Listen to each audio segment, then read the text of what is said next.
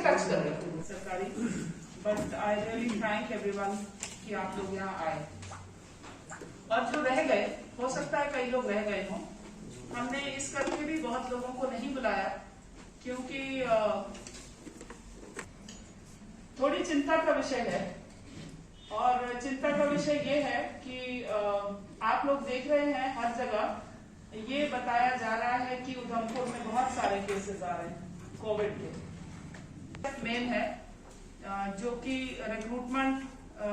Recruits उनके जो आए थे वो लोग हैं, और अब वो काफी हद तक खत्म हो गया है उनकी testing. I think 90% testing is over, isolation खत्म हो जाएगी and we can then think कि इतना बड़ा चंक पॉजिटिव्स का नहीं होगा।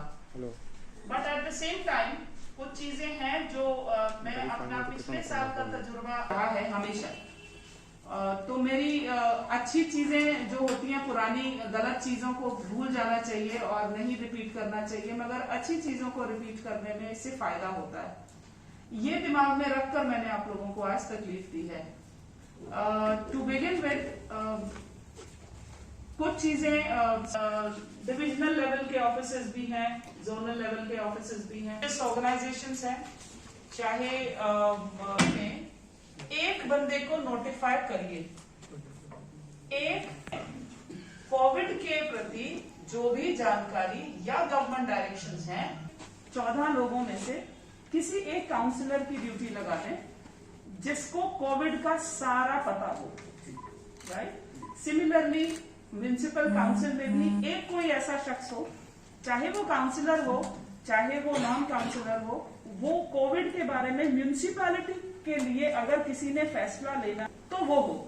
अब मैं आपको इसको थोड़ा एग्जाम्पल देती हूँ। मेरे पास ब्लॉक्स हैं, मेडिकल ब्लॉक्स, राइट। अब उन ब्लॉक्स में मैंने बीएमओ को नहीं बनाया nodal officer Covid, right. BMO is not my nodal officer Covid. Why?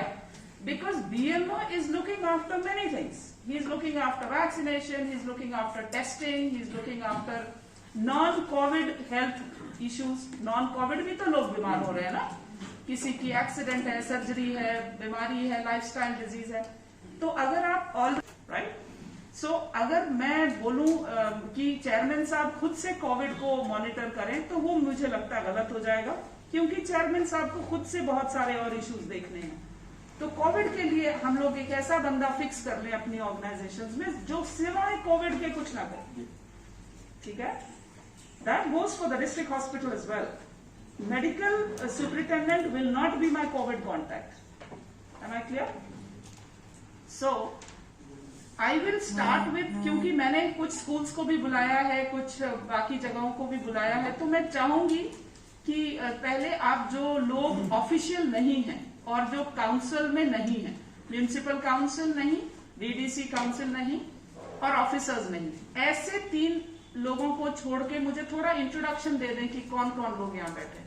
पहाड़ी इलाके में है तो इसलिए आशा कोऑर्डिनेटर्स को बुलाया गया है। अगर कोई पहाड़ी इलाकों में है, टिकरी स्पेशली हमने ब्लॉक टिकरी को क्यों बुलाया है आज, क्योंकि टिकरी में 25 हमारे आपकी 25 नहीं करेंगे। एंड नंबर 3, अगर किसी एज, जेंडर, कॉन्टैक्ट नंबर, उसका रिलेशन क्या है। अगर एक पॉजिटिव आया, उसका बेटा, उसकी बहू या उसका बच्चा पॉजिटिव आ गया तो कॉन्टैक्ट। ट्रैवल हिस्ट्री, वो पॉजिटिव आया तो आया कैसे, बाहर से आया था, कब आया, या घर में उसने कोई समागम या जागरण या पूजा या शादी या कोई जीना मरना हुआ तो पॉजिटिव आया।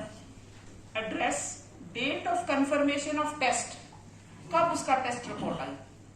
पॉजिटिव टेस्ट रिपोर्ट आने के बाद डिक्लेयर, वो कब पॉजिटिव हुआ हमें मैटर नहीं करता, यही है ना। वो टेस्ट रिपोर्ट जब आई हम तब से उसको पॉजिटिव लेते हैं।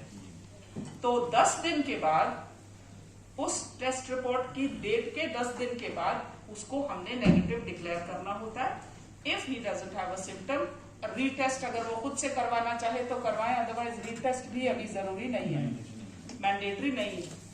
10वें दिन के बाद 11वें दिन आपको टेस्ट कराने की जरूरत नहीं है, ये बताने के लिए कि आप नेगेटिव हैं।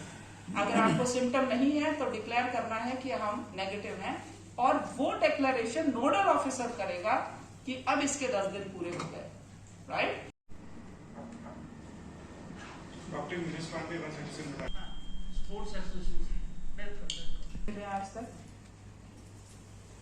ठीक है, every one of you, including the schools, including the sports association, KB.